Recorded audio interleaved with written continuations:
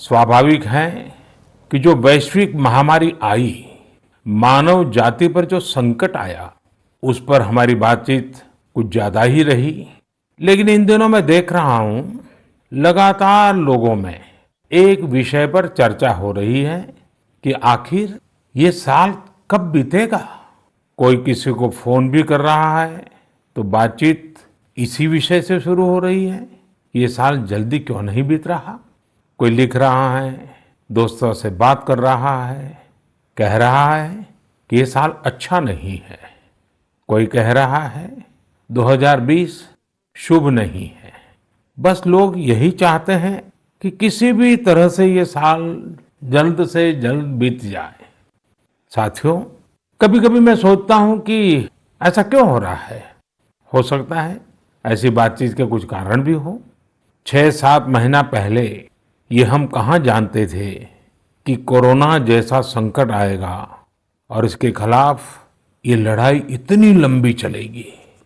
ये संकट तो बना ही हुआ है, ऊपर से देश में नित नई चुनौतियां सामने आती जा रही हैं। अभी कुछ दिन पहले देश के पूर्वी छोर पर साइक्लोन अम्फान आया, तो पश्चिमी छोर पर साइक्लोन निसर्ग आया। कितने ही राज्यों में हमारे किसान भाई बहन टिड्डी दल के हमले से परेशान है, और कुछ नहीं तो देश के कई हिस्सों में छोटे छोटे भूकंप रुकने का ही नाम नहीं ले रहे हैं। और इन सबके बीच हमारे कुछ पड़ोसियों द्वारा जो हो रहा है, देश उन चुनौतियों से भी निपट रहा है। वाकई एक साथ इतनी आपदाएं, इस स्तर की आपदाएं बहुत कम ही देखने सुनने को मिलती है। हालात तो ये हो गई हैं कि कोई छोटी छोटी घटना भी हो रही है तो लोग उन्हें भी इन चुनौतियों के साथ जोड़ करके देख रहे हैं। साथियों, मुश्किलें आती हैं, संकट आते हैं, लेकिन सवाल यही है कि क्या इन आपदाओं की वजह से हमें साल 2020 को खराब मान लेना चाहिए? क्या पहले के 6 महीने जैसे बीते उसकी वजह से ये मान लेना कि पूरी साल ही ऐसा है? क्या ये सोचना सही है? जी नहीं, मेरे प्यारे देशवासियों, बिल्कुल नहीं। एक साल में एक चुनौती आए या 50 चुनौती आए, नंबर कम ज्यादा होने से वो साल खराब नहीं हो जाता।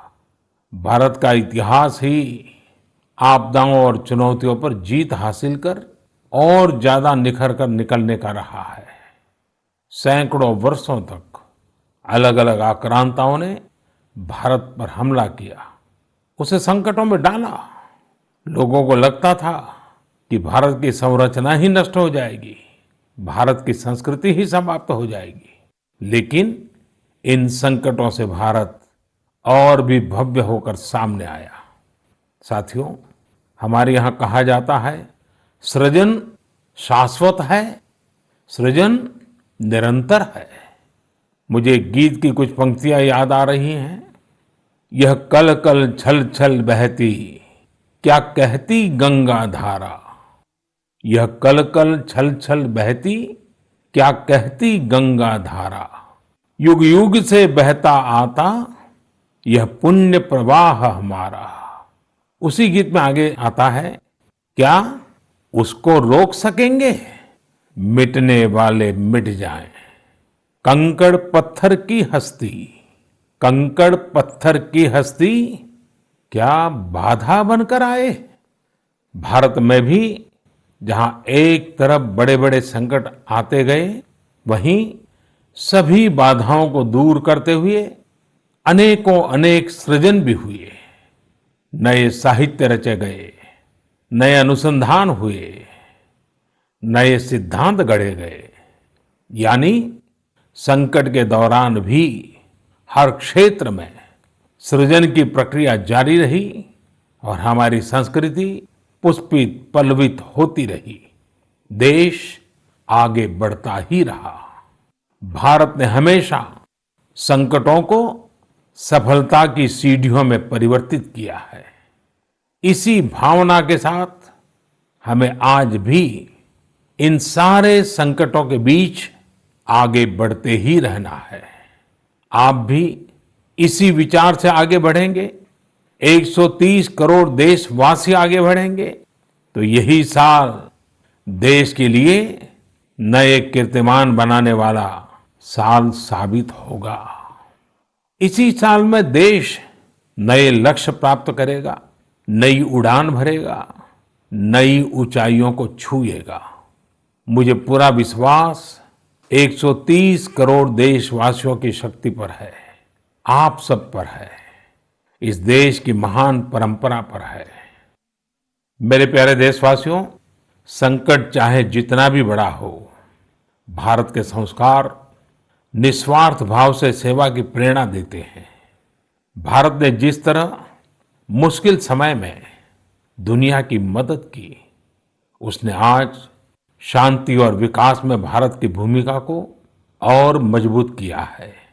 दुनिया ने इस दौरान भारत की विश्व बंधुत्व की भावना को भी महसूस किया है और इसके साथ ही दुनिया ने अपनी संप्रभुता और सीमाओं की रक्षा करने के लिए भारत की ताकत और भारत के कमिटमेंट को भी देखा है। लद्दाख में भारत की भूमि पर आंख उठाकर देखने वालों को करारा जवाब मिला है। भारत मित्रता निभाना जानता है तो आंख में आंख डालकर देखना और उचित जवाब देना भी जानता है। हमारे वीर सैनिकों ने दिखा दिया है कि वो कभी भी मां भारती के गौरव पर आंच नहीं आने देंगे। साथियों, लद्दाख में हमारे जो वीर जवान शहीद हुए हैं, उनके शौर्य को पूरा देश नमन कर रहा है, श्रद्धांजलि दे रहा है। पूरा देश उनका कृतज्ञ है, उनके सामने नतमस्तक है। इन साथियों के परिवारों की तरह ही हर भारतीय इन्हें खोने का दर्द भी अनुभव कर रहा है। अपने वीर सपूतों के बलिदान पर उनके परिजनों में गर्व की जो भावना है, देश के लिए जो जज्बा है, यही तो देश की ताकत है। आपने देखा होगा, जिनके बेटे शहीद हुए, वो माता पिता अपने दूसरे बेटों को भी, घर के दूसरे बच्चों को भी सेना में भेजने की बात कर रहे हैं। बिहार के रहने वाले शहीद कुंदन कुमार के पिताजी के शब्द तो कानों में गूंज रहे हैं। वो कह रहे थे, अपने पोतों को भी देश की रक्षा के लिए सेना में भेजूंगा। यही हौसला हर शहीद के परिवार का है। वास्तव में इन परिजनों का त्याग पूजनीय है। भारत माता की रक्षा के जिस संकल्प से हमारे जवानों ने बलिदान दिया है, उसी संकल्प को हमें भी जीवन का ध्येय बनाना है, हर देशवासी को बनाना है। हमारा हर प्रयास इसी दिशा में होना चाहिए, जिससे सीमाओं की रक्षा के लिए देश की ताकत बढ़े, देश और अधिक सक्षम बने, देश आत्मनिर्भर बने। यही हमारे शहीदों को सच्ची श्रद्धांजलि भी होगी। मुझे असम से रजनी जी ने लिखा है कि उन्होंने पूर्वी लद्दाख में जो कुछ हुआ, वो देखने के बाद एक प्रण लिया है। प्रण ये कि वो लोकल ही खरीदेंगे, इतना ही नहीं, लोकल के लिए वोकल भी होगी। ऐसे संदेश मुझे देश के हर कोने से आ रहे हैं। बहुत से लोग मुझे पत्र लिखकर बता रहे हैं कि वो इस और बढ़ चले हैं। इसी तरह तमिलनाडु के मदुरई से मोहन रामामूर्ति जी ने लिखा है कि वो भारत को डिफेंस के क्षेत्र में आत्मनिर्भर बनते हुए देखना चाहते हैं। साथियों, आजादी के पहले हमारा देश डिफेंस सेक्टर में दुनिया के कई देशों से आगे था। हमारे यहाँ अनेकों ऑर्डिनेंस फैक्ट्रियां होती थी। उस समय कई देश जो हमसे बहुत पीछे थे, वो आज हमसे आगे हैं। आजादी के बाद डिफेंस सेक्टर में हमें जो प्रयास करने चाहिए थे, हमें अपने पुराने अनुभवों का जो लाभ उठाना चाहिए था, हम उसका लाभ नहीं उठा पाए। लेकिन आज डिफेंस सेक्टर में, टेक्नोलॉजी के क्षेत्र में भारत आगे बढ़ने का निरंतर प्रयास कर रहा है। भारत आत्मनिर्भरता की तरफ कदम बढ़ा रहा है। साथियों, कोई भी मिशन पीपल्स पार्टिसिपेशन, जन भागीदारी के बिना पूरा नहीं हो सकता, सफल नहीं हो सकता। इसलिए आत्मनिर्भर भारत की दिशा में एक नागरिक के तौर पर हम सबका संकल्प, समर्पण और सहयोग बहुत जरूरी है, अनिवार्य है। आप लोकल खरीदेंगे, लोकल के लिए वोकल होंगे, तो समझिए आप देश को मजबूत करने में अपनी भूमिका निभा रहे हैं। ये भी एक तरह से देश की सेवा ही है। आप किसी भी प्रोफेशन में हो, हर एक जगह देश सेवा का बहुत स्कोप होता ही है। देश की आवश्यकता को समझते हुए जो भी कार्य करते हैं वो देश की सेवा ही होती है। आपकी यही सेवा देश को कहीं न कहीं मजबूत भी करती है। और हमें ये भी याद रखना है, हमारा देश जितना मजबूत होगा, दुनिया में शांति की संभावनाएं भी उतनी ही मजबूत होगी।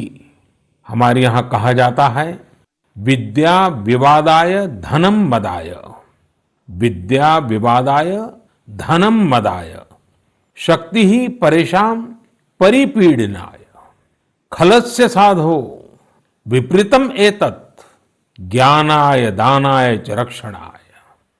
अर्थात अगर स्वभाव से दुष्ट है तो विद्या का प्रयोग व्यक्ति विवाद में, धन का प्रयोग घमंड में और ताकत का प्रयोग दूसरों को तकलीफ देने में करता है।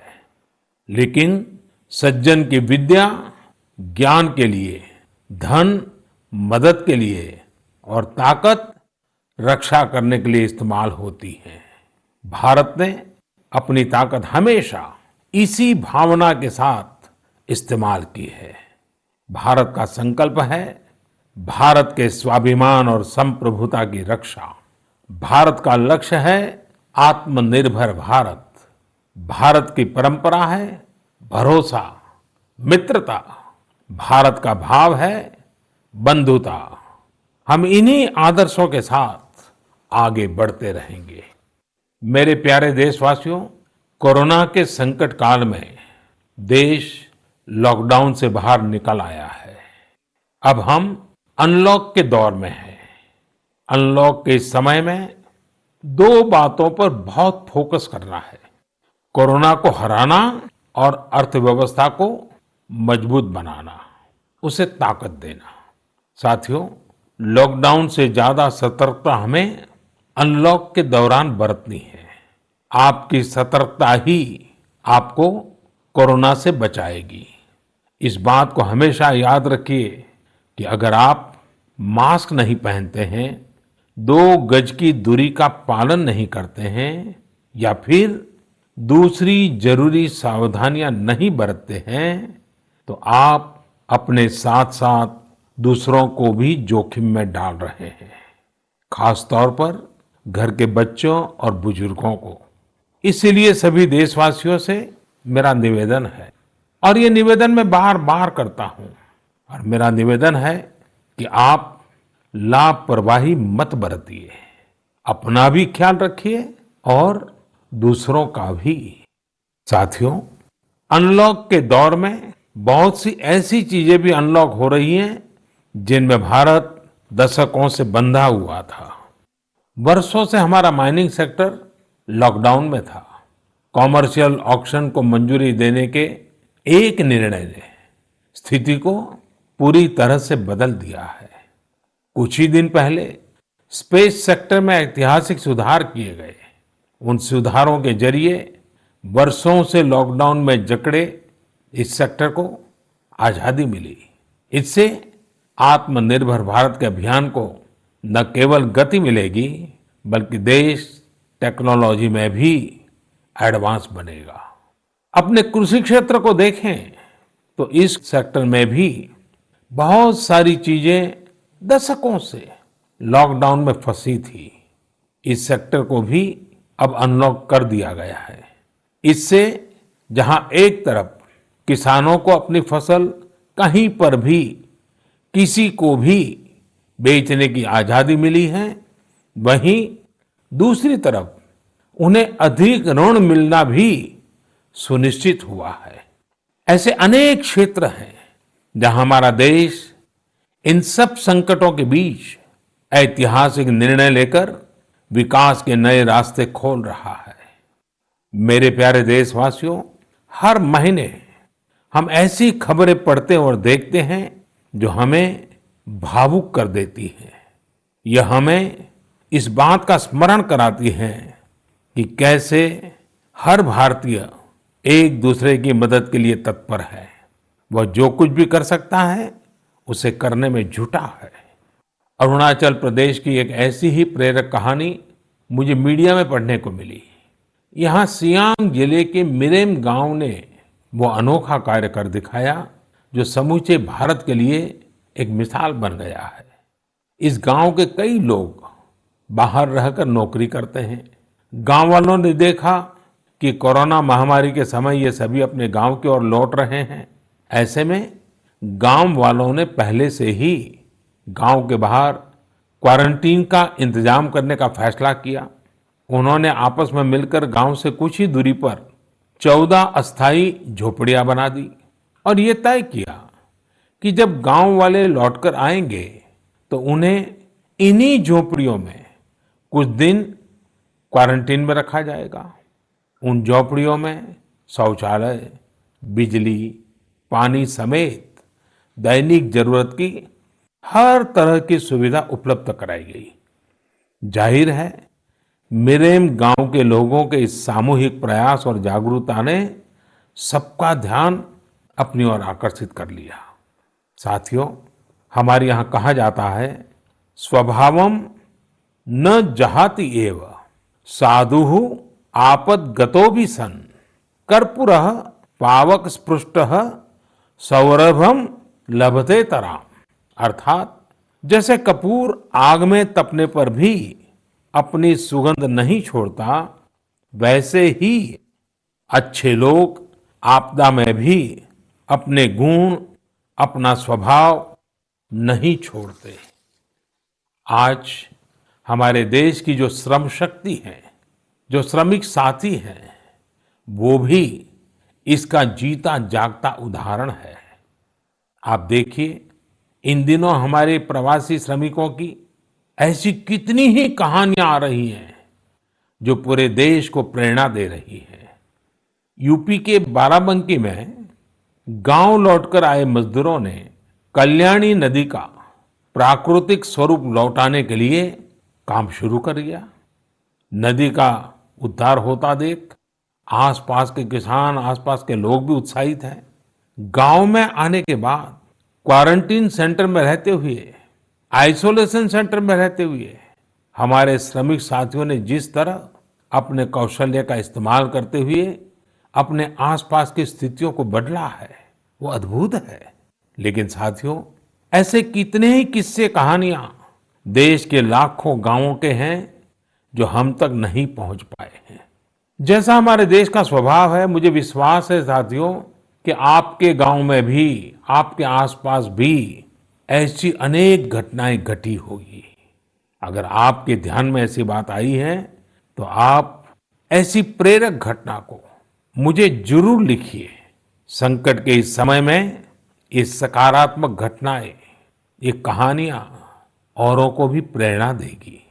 मेरे प्यारे देशवासियों, कोरोना वायरस ने निश्चित रूप से हमारे जीवन जीने के तरीकों में बदलाव ला दिया है। मैं लंदन से प्रकाशित फाइनेंशियल टाइम्स में एक बहुत ही दिलचस्प लेख पढ़ रहा था। इसमें लिखा था कि कोरोना काल के दौरान अदरक, हल्दी समेत दूसरे मसालों की मांग एशिया के अलावा अमेरिका तक में भी बढ़ गई है। पूरी दुनिया का ध्यान इस समय अपनी इम्यूनिटी बढ़ाने पर है और इम्यूनिटी बढ़ाने वाली इन चीजों का संबंध हमारे देश से है। हमें इनकी खासियत विश्व के लोगों को ऐसी सहज और सरल भाषा में बतानी चाहिए जिससे वे आसानी से समझ सकें और हम एक हेल्थियर प्लेनेट बनाने में अपना योगदान दे सकें। मेरे प्यारे देशवासियों, कोरोना जैसा संकट नहीं आया होता तो शायद जीवन क्या है, जीवन क्यों है, जीवन कैसा है, हमें शायद ये याद ही नहीं आता। कई लोग इसी वजह से मानसिक तनाव में जीते रहे हैं। तो दूसरी ओर लोगों ने मुझे ये भी शेयर किया है कि कैसे लॉकडाउन के दौरान खुशियों के छोटे छोटे पहलू भी उन्होंने जीवन में रीडिस्कवर किए हैं।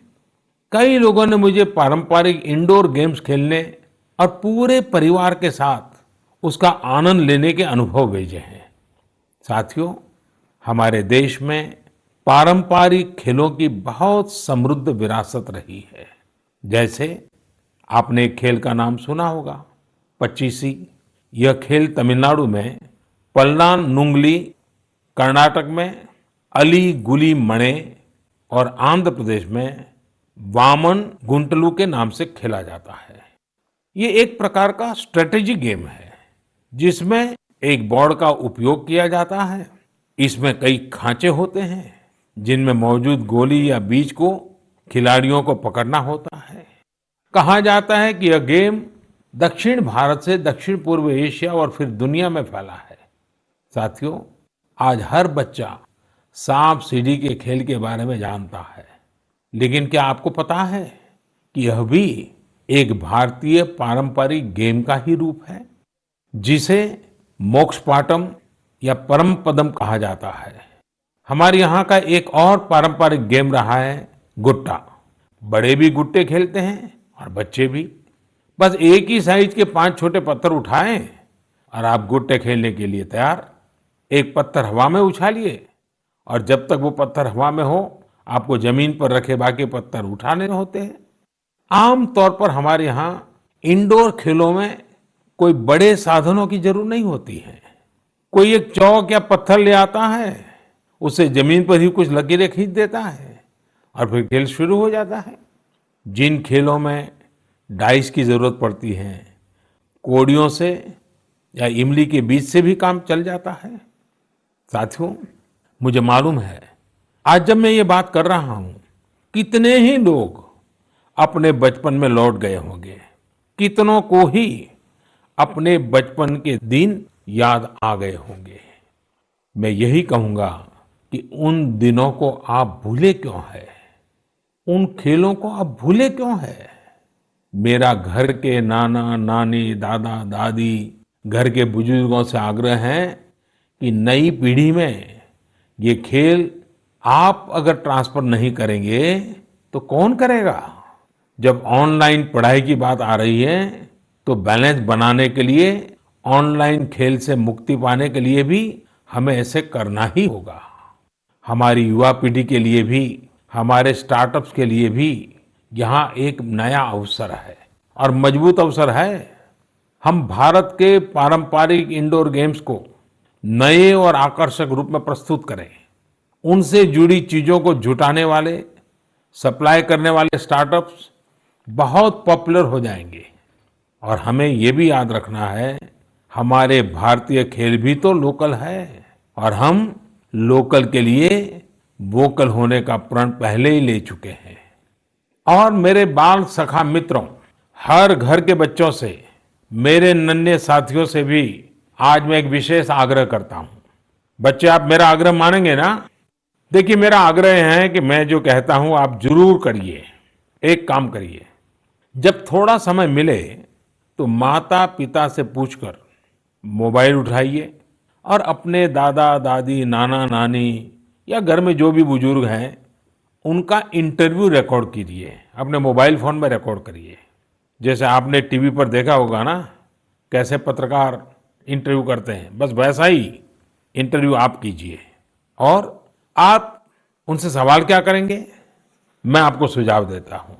आप उनसे जरूर पूछिए कि वो बचपन में उनका रहन-सहन कैसा था, वो कौन से खेल खेलते थे, कभी नाटक देखने जाते थे, सिनेमा देखने जाते थे, कभी छुट्टियों में मामा के घर जाते थे, कभी खेत खलिहान में जाते थे, त्योहार कैसे मनाते थे।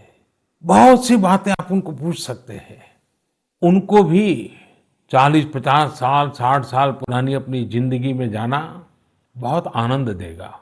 और आपके लिए 40-50 साल पहले का हिंदुस्तान कैसा था, आप जहां रहते हैं वो इलाका कैसा था, वहां परिसर कैसा था, लोगों के तौर तरीके क्या थे, सब चीजें बहुत आसानी से आपको सीखने को मिलेगी, जानने को मिलेगी। और आप देखिए आपको बहुत मजा आएगा। और परिवार के लिए एक बहुत ही अमूल्य खजाना, एक अच्छा वीडियो एल्बम भी बन जाएगा। साथियों, ये सत्य है कि आत्मकथा या जीवनी, ऑटोबायोग्राफी या बायोग्राफी, इतिहास की सच्चाई के निकट जाने के लिए बहुत ही उपयोगी माध्यम होती है। आप भी अपने बड़े बुजुर्गों से बातें करेंगे तो उनके समय की बातों को, उनके बचपन, उनके युवा काल की बातों को और आसानी से समझ पाएंगे। ये बेहतरीन मौका है कि बुजुर्ग भी अपने बचपन के बारे में, उस दौर के बारे में अपने घर के बच्चों को बताएं।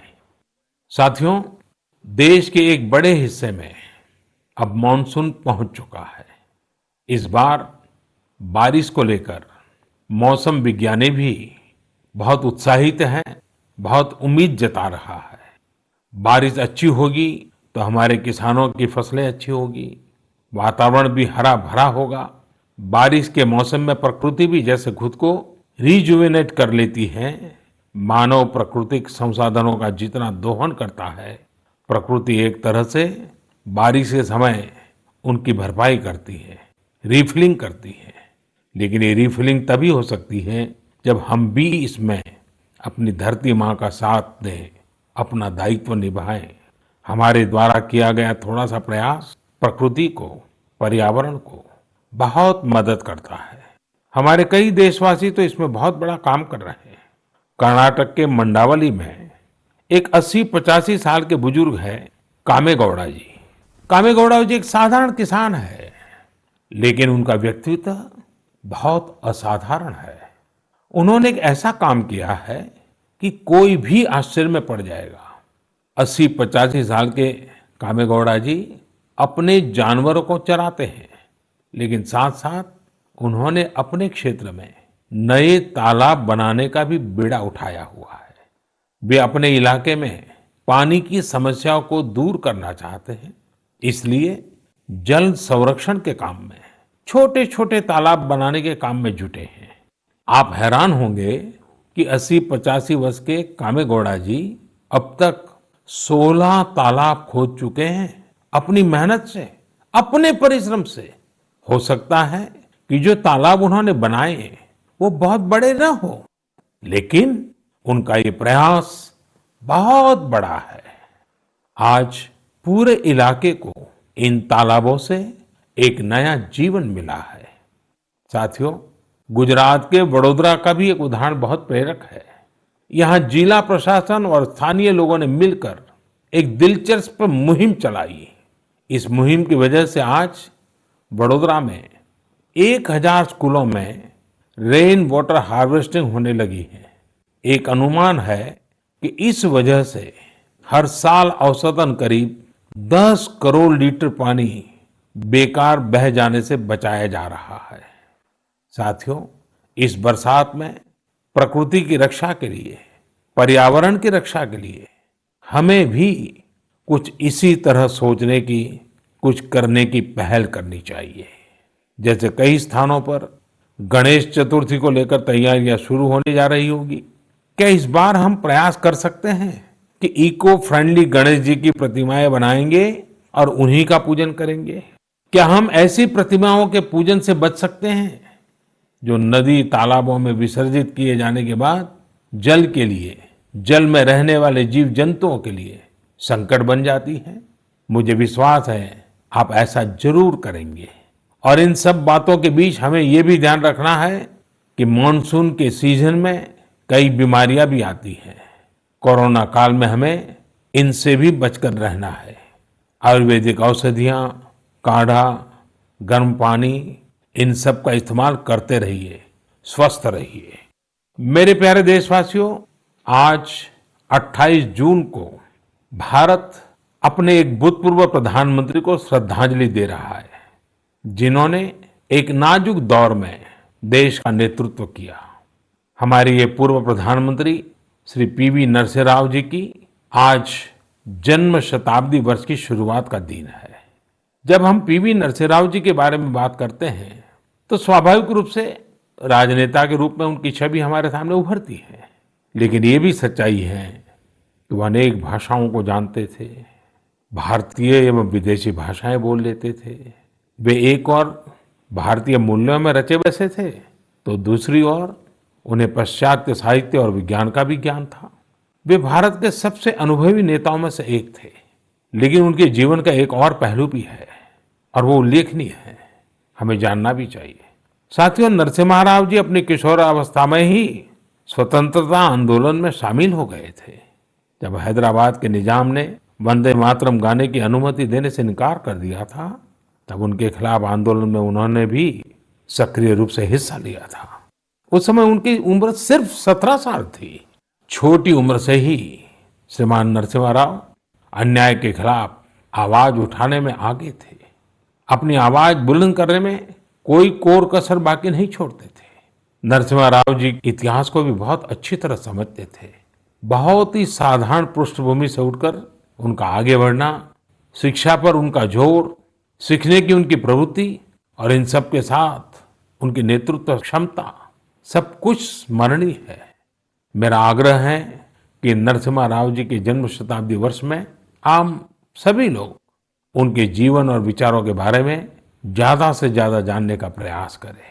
मैं एक बार फिर उन्हें अपनी श्रद्धांजलि अर्पित करता हूं। मेरे प्यारे देशवासियों, इस बार मन की बात में कई विषयों पर बात हुई।